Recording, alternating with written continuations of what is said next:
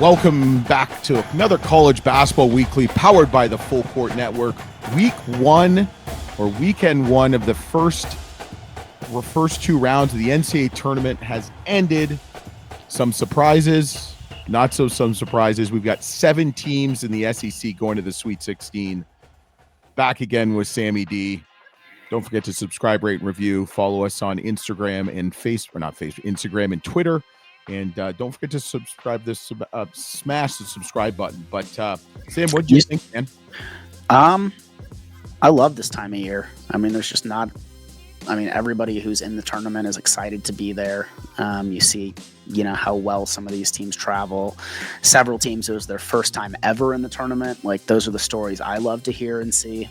You love seeing how excited some of these kind of mid-major programs are with some of these kids who grew up who, never got or will never get a power conference opportunity to play for. And so, like, this is their one time in life they can say they played in an NCAA tournament game. You just saw the emotion out there, which I love during that first week. And you saw some really good games in the flesh. You were out in Cleveland. What were your thoughts on those games you saw? New Mexico, man. New Mexico beat Marquette. Alabama's for real. I mean, Alabama's good. Alabama's tall and long. Michigan State too is really fast, really athletic also. But yeah, a lot of good games. Not many really upsets. I mean, New Mexico beating Marquette, I guess you consider it an upset. But New Mexico's a really good team. We've seen them play a couple times in the flesh before this. But yeah, I mean, I was a little bit disappointed. High Point didn't beat Purdue. I feel like everybody had that pick, but McNeese and could beat Clemson, which hurt your bracket. Arkansas, won a couple games, which was surprising. Beating Kansas and St. John's especially. But I want to talk about that for a second. I mean, it's like a lot of people question the coaching movement that happened last year between Kentucky, Arkansas, and BYU, right? And it's working out for all 3 of those teams. You're all in the Sweet 16. That's what I'm saying. Like, you've got Arkansas, who had an up and down year, proven they can beat anybody on any given day. You have BYU with, first year head coach at this level, and who seems like he just has his team locked in. And then you've got Coach Pope at Kentucky bringing Kentucky back to the glory land. So yeah. It's what everybody thought and questioned about that kind of coaching carousel movement between those 3 programs last year. It seems like it's working out all right for them all. Yeah. And I do want to say that I did predict that if Arkansas got their poop together or shit together, that they could go on a run, and they've done that. I mean, I honestly, and I've said this, you've heard me say this for over a year now, that on paper, they might be the most talented team in the nation. Mm-hmm. On paper. Problem is, you don't play on paper, you play on hardwood. Yep. So mm-hmm. You want to go through the let's kind of break down some of these games. Let's start up with Auburn. You want to go Auburn? Okay, we can go south. That's cool. Let's do Auburn, Michigan. Okay, Auburn, Michigan. So you're going all over the place. Auburn, Michigan plays Friday night. I was going to start with the Thursday games. We'll start with the Friday games. That's fine. I'm just looking at a bracket right now. I know. Well, it's bullshit. I'm supposed to be leading. You're taking the lead. We did full Martel. You start asking stuff in between the shot clock. They're great questions, though. They were. So Auburn, Michigan. The big thing I see with Michigan is, they've got Roddy Gale. They've got the big boys in Golden and Wolf. Their big thing for, I think, Michigan to beat Alabama is going to be LJ Carson and Trey Donaldson, Auburn. To beat Auburn is Trey Donaldson, who is kind of a spy because he transferred from Auburn. Mm-hmm. He might know some trade secrets, but I'm telling you, I mean, Auburn, with Janai Broom 11 and 12 and his rebounds in the first 2 games. Kelly led the team with 23 against Alabama State. Hediford had 23 against Creighton. They beat a really good Creighton. They only played 8 guys though, but I think that this is going to be the game where Michigan is going to beat Auburn. Okay. You? I like it. I'm not going to go into detail because I think you said a lot of the stuff that's on my mind. I think you're spot on with some of that stuff. We saw Auburn be a little bit vulnerable against Creighton, especially in that first half. I have Michigan getting through this round. I had Michigan in my Elite Eight. I'm going to stick with that. Okay. Ole Miss, Michigan State. We're going to stay. It's funny to have both teams in Michigan in the same region, but It's crazy. in Atlanta. Ole Miss and Michigan State. So I saw Michigan State firsthand. They beat Bryant. They beat New Mexico. That was a really good game. It's going to come down to who's going to show up. And I think with Michigan State, they're so athletic and they've got so many weapons. But, Jeremy Fears has to step up. Jace Richardson has to step up. Atkins had 16 points against New Mexico. I mean, Frankie Fiddler is a good player. Holloman's a good player. Cone Carr is electric. I think I want to pick Ole Miss, but it's going to come down to consistency with Matthew Morrell. I think he's had some games where he's gone 8 points against North Carolina, then he goes 15 points against Iowa State. Sean Padulia, is a ball player, 20 points both games. I'm actually going to go with Ole Miss. They have to start strong. They have to finish strong. My big worry with Ole Miss is they don't finish off strong, and it almost bite them in the butt against Iowa State. Yeah, I mean, I think this could be the best game in the Sweet 16.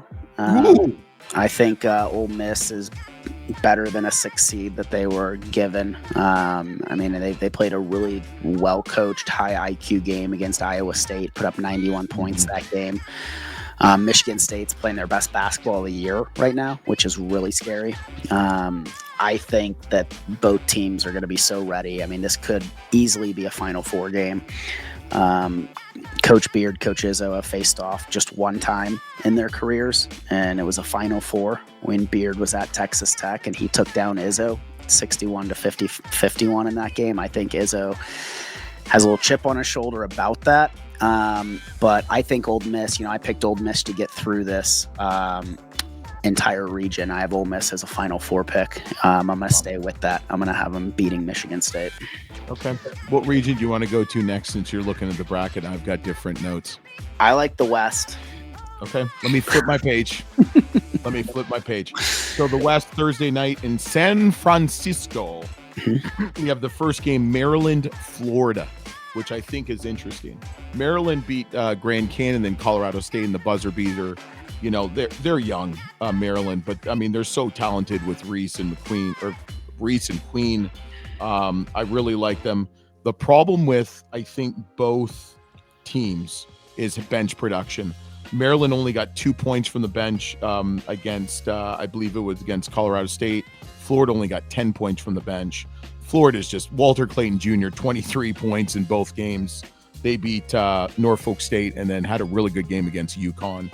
I'm probably going to go with Florida on this one. Yeah, I'm going to stay with you with Florida. I think that they're one of the most, if not the most balanced teams in the entire tournament and in the country. They took down Norfolk State, which we think is a really good team. Obviously, a 1-16. I was expecting that to be a little closer, but Florida just pulled away, put up 95 points that game. And the game against UConn, it was such a good game to watch. That was a Final Four game. Such high intensity. Yep. UConn was not the UConn we saw throughout the season. They were that championship program, and we saw Florida take it. And Maryland, I watched the game against Colorado State really closely. I think that there's just too many holes in Maryland's game. I think they're too streaky. I think they have 5, 6, 7 minute stretches where they really struggle. And I don't think you can do that at this point of the tournament against a team like Florida. Yep. I would agree with you. All right. Arkansas, Texas Tech. I'm picking Arkansas. Are you really? Well, you know what? I like Arkansas has so many weapons, and I've said this all along. Boogie Flan, Wagner, Richmond III. I mean, Brazil, Davis, Knox. I mean, Adu. I mean, they're just so deep, and I think this is the year. I think it's a new coach, Calipari. I think they're primed. I mean, Texas Tech is a really good team. Don't get me wrong. McCaslin's doing a great job. They beat UNC Wilmington and then beat Trake by 13. Darren Williams had 28 points. JT JT Toppin had 25 and 12 against Drake. Elijah Hawkins, I'm a big fan of him. He's a transfer, first year transfer. But I'm going to go with Arkansas. I just Pig Suey, baby. This is a hard one. I know. You're a big fan of McCausland. I love Grant McCausland. I think he is such a good coach. I always take that into consideration when I look at these brackets is, who's the better X's and O's coach. I think Arkansas has the better players. I think McCasland's a better X's and O's coach. This is going to be one of those games that I think is going to come down to the last minute. I'm going to pick Texas Tech to get through this. I think that I think that they're ready for this game. I think that when you look at the good programs they've played against in the Big 12 this year, their IQ is off the charts. I think, like I said, I think Arkansas has better athletes on their team. But at this stage in the tournament, I think the team that plays the best as the team has the better. I just really like Texas Tech, the balance of them and the way they've been playing. So I'm coming out of the West then? Ooh, I'm gonna stick with Florida. I'm gonna agree with you on that one. Yeah, I think they just have too many weapons, and I also think that they're gonna have the easier game in the Sweet 16. So I think that they're gonna be a little bit more well rested in that Elite Eight game. And Todd Golden has proven throughout this season he's one of the best coaches in the country.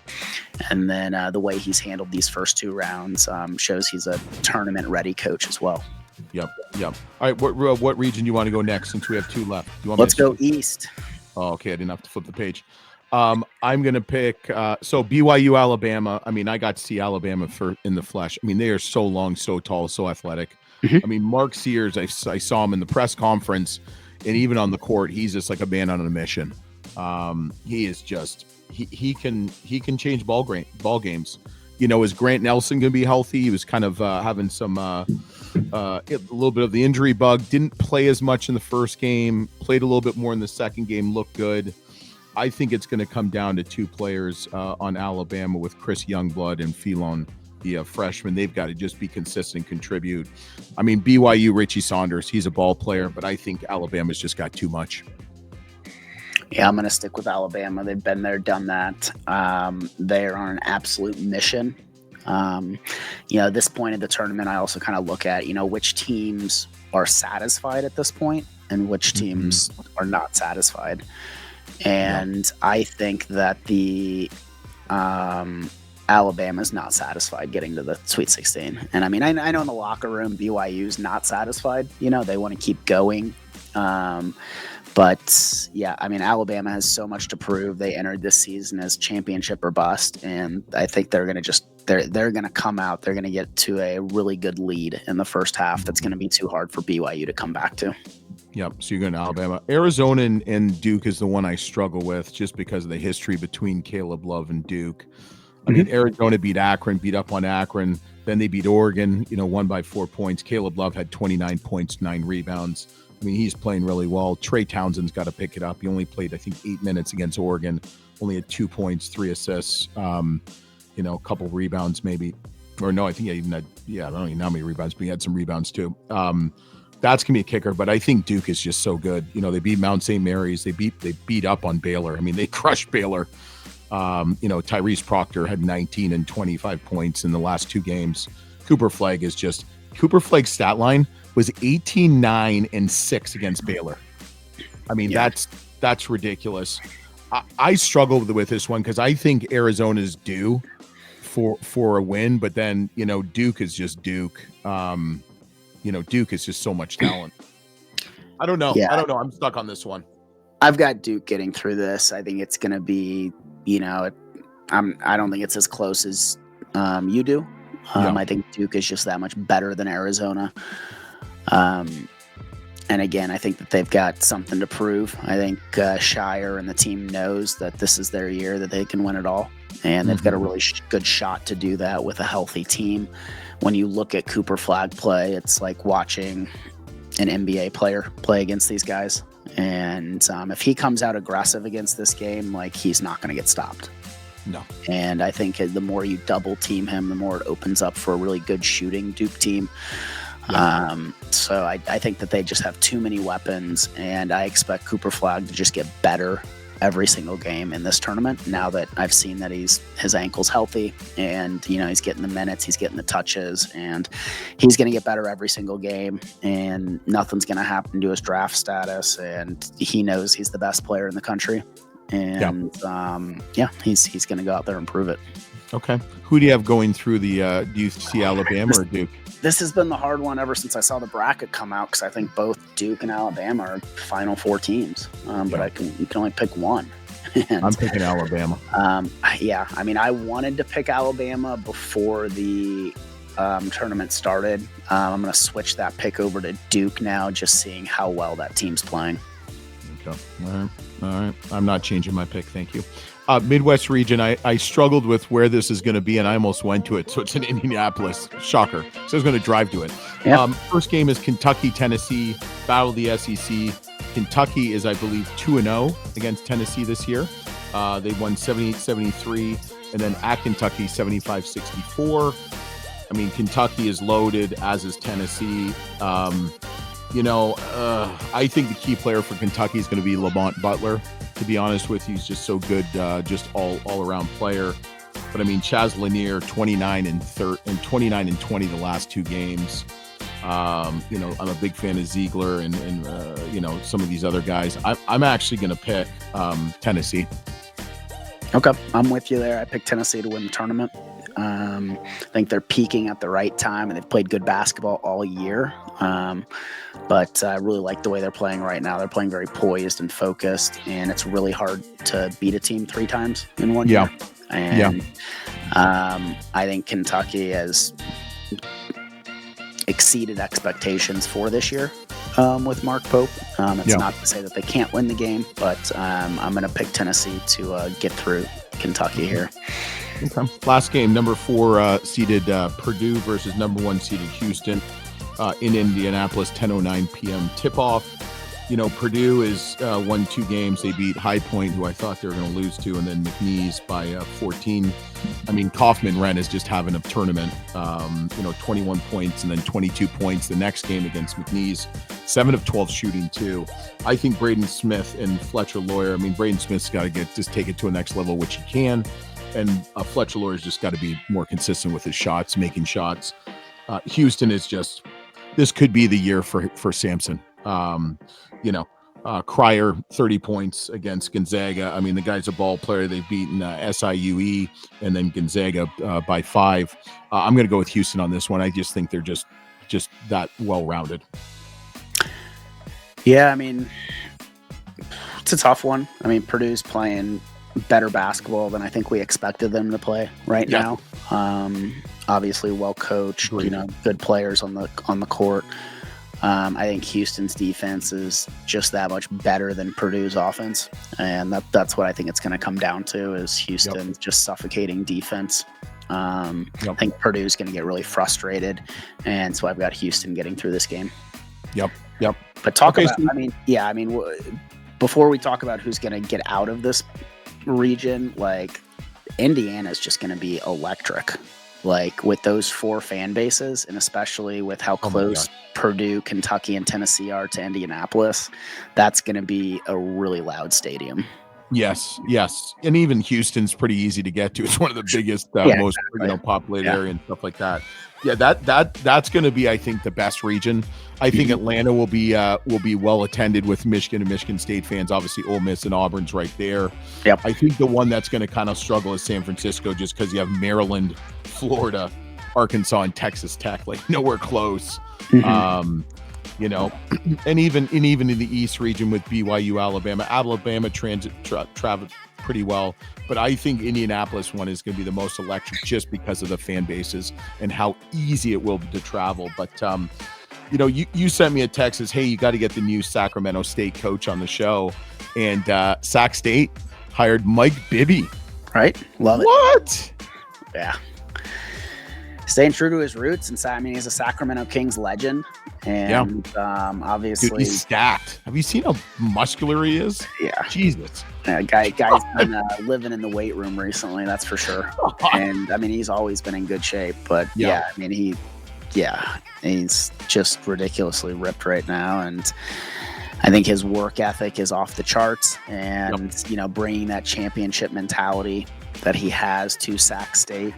That's going to be a fun team to keep track of during the off season with what a name like Mike Bibby, who's obviously a legend in that area, what kind of talent he can retain up in California, and then also kind of bring in out of state to bring that Sac State to a higher tiered kind of reputation and program profile. Yep.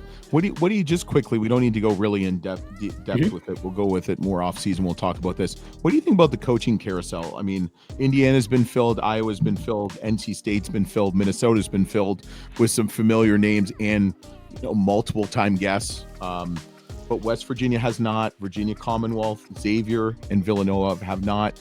I like the South Florida pick. They got Arkansas State's coach Brian Hodgson. Yeah, great coach. What do you think about West Virginia, I guess Xavier and Villanova in particular? I think they all need to find a coach.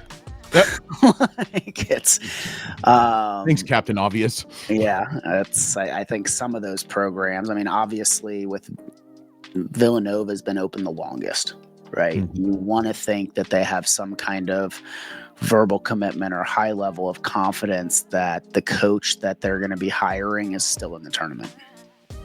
Like that's the only thing that makes sense to me. Yeah. I mean, they parted ways with Kyle Neptune a couple weeks ago, and it's a program like Villanova. I mean, all three of them that you mentioned, I mean, they all have great leadership, within the athletic department and fan base. But Villanova, I think when they look at somebody, they want somebody, they're going to go get them. And for them to have this position open as long as it has been, you just have to think that the guy that they believe is going to be their next head coach is still in the tournament. Yeah. Well, I think West Virginia especially and Xavier were kind of blindsided with their coaches leaving other jobs. So you really can't fault them. And there's obviously some movement there. But it's interesting because the transfer portal opened 2 days ago. First day was 600. I mean, do you think there's going to be over 2,000 kids kids in the transfer portal like there was last year? Yeah, I mean, I talked to Coach Phil Martelli Jr. Before we started recording, and he said that, there's over 700 kids after that first day. 700 student athletes, right, who have entered the portal. And, most of those student athletes had just been waiting for the portal to open for 2 weeks because they haven't played any games for 2 weeks, and then you have the outliers with guys who are still in the tournament or, they lost and within 15 minutes they're posting stuff. 13 minutes exactly. 13 minutes. So, I mean, it's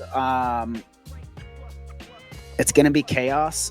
I don't know what the right answer is. You want to think and hope that the NCAA is going to be making adjustments the next couple of years to prevent some of this stuff.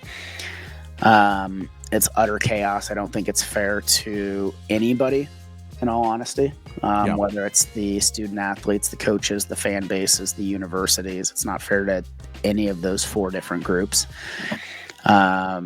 And so, I mean, I think that the NCAA has to do something to make it better, right? I mean, having the portal open while the tournament is still going on, it's not fair to the programs that are still playing, right? It's not fair to the coaches. And then you have the coaching carousel, which adds so much to it because you have programs like West Virginia, like Xavier, who have the money to make really good offers to players, create that generational wealth that a lot of these coaches want to see these kids have. But no student athlete in their right mind is going to go to a program when they don't know who the coach is. And so it's not fair to a program like Xavier, who has a really great fan base in Cincinnati, has a really good basketball history and legacy, and, the fans show up and support the team. But now they were caught off guard with Coach Miller going to Texas, and you have that vacancy. And it's one thing to say you want to move fast, but it's another thing to say, hey, we have a culture here and we need to find the right coach. And that's got to be so hard right now for some of these programs. Well, there'll be more. We'll talk about it next week before the Final Four. But the one name I'm really interested to see, because we saw him in the flesh, was Deedon Thomas from UNLV, and even Obi Agbem from Wyoming, both ranked top 6, top 10 in the 247, 24/7 kind of portal rankings. But another great episode, Sam. There's going to be some really good basketball. We're going to be in the flesh together at the Final Four. I'm looking forward to that. Don't forget to subscribe, rate, and review. Follow us on the Full Court Network, whether it's on YouTube, Twitter, or Instagram. Smash that subscribe button if you're watching us on YouTube. We want to get this. We want to get over 2,500. Then we want to get over 3,000. So thanks for listening. Thanks for watching. We'll be back next week on a College Basketball Weekly, powered by the Full Court Network. Love it.